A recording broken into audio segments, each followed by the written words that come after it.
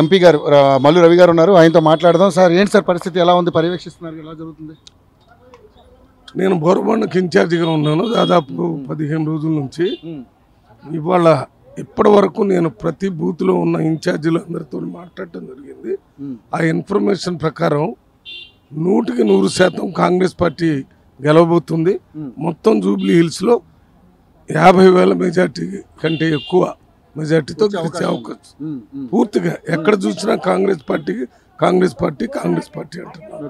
కారణం ఏంటంటే fine rice 200 units, current 200 units current free, మహిళలకి బస్ ఫ్రీ, తర్వాత 5 లక్షల రూపాయలతో ఇందిరమ్మ ఇల్లు ఫ్రీ, గ్యాస్ బండ్ 500 రూపాయలకి ఇవ్వటం. ఇవి ముఖ్యంగా పేద ప్రజలందరూ ఇక్కడ ఎక్కువ మంది 85% ఉన్నారు. వాళ్ళందరూ కాంగ్రెస్ పార్టీకి వేస్తే, కాంగ్రెస్ పార్టీ వల్ల ఇవన్నీ వస్తున్నాయి.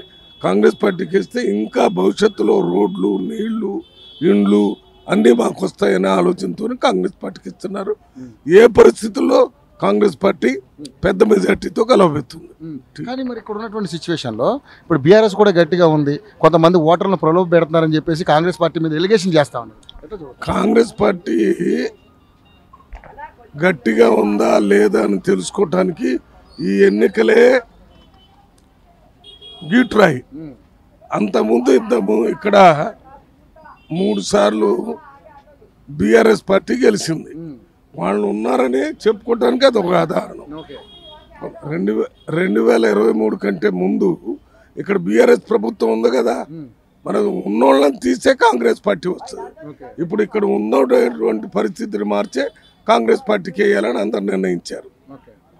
అందువల్ల ఇక్కడ కాంగ్రెస్ పార్టీ రాకూడదని చెప్పే వాళ్ళు ఎంత ఎక్కువ చెప్తే ప్రజలంత ఎక్కువగా ఓట్లు కాంగ్రెస్కి వేస్తారు. రేవంత్ రెడ్డిని ఎంత ఎక్కువ తిట్టినా, కాంగ్రెస్ పార్టీని ఎంత ఎక్కువ తిట్టినా అది కాంగ్రెస్ పార్టీకే ఉపయోగపడుతుంది. ప్రజలందరూ అనవసరంగా రేవంత్ రెడ్డి బియ్యం ఇస్తుంటే, ఇండ్లు ఇస్తుంటే, మరి గ్యాస్ బండ్ ఇస్తుంటే, ఇందిరమ్మ ఇండ్లు ఇస్తుంటే, ఆయన్ని ఫ్రీగా మహిళలు నడిపి బస్సులో పంపిస్తుంటే ఆయన తిట్టిన వాళ్ళనే మీద కోపంకి వచ్చి ఇప్పుడు కసితోని కాంగ్రెస్ పార్టీకి ఓట్లేస్తున్నారు. కానీ డబ్బులు పంచడం విషయంలో కూడా చాలా ఇష్యూలు వస్తున్నాయి అన్నట్టుగా మాట్లాడుతున్నారు సార్. అలాంటి ఏమైనా మీ దృష్టికి వచ్చాయి? అసలు డబ్బులు పంచడం అనేది ఆ పార్టీకి అలవాటు, బీఆర్ఎస్ పార్టీ. కాంగ్రెస్ పార్టీకి డబ్బులు పంచే అలవాటు ఎక్కడ ఉంది? ఊరికే 10 సంవత్సరాల్లో 2 సార్లు వాళ్ళు డబ్బులు పంచే గెలిచారు. అందుకని ప్రతి పార్టీ కూడా డబ్బులే పంచిద్దని చెప్తుంటారు. చాలా నిష్పక్షపాతంగా ఈ ఓటింగ్ అంటూ జరుగుతుందంటారు. ప్రజల్లో ఒక చైతన్యం వచ్చి వాళ్ళంతా ఈసారి కాంగ్రెస్ పార్టీకి ఓటేస్తే మా ఎమ్మెల్యే కూడా ముఖ్యమంత్రితోని కాంగ్రెస్ ప్రభుత్వంతో కలిసి మా అభివృద్ధి సంక్షేమం చేస్తారనే నమ్మకంతో ఓటేస్తున్నారు. అంతే.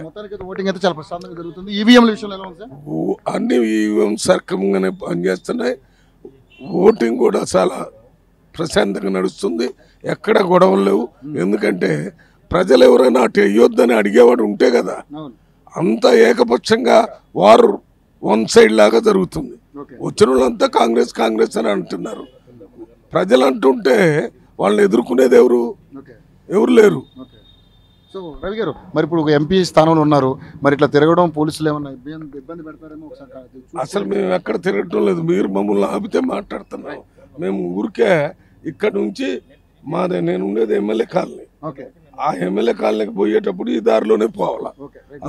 ఓటింగ్ అయితే ప్రశాంతంగా జరుగుతుంది. నేను ప్రచారం చేయటం కానీ బూత్ దగ్గర దిగటం కానీ చేయలేదు.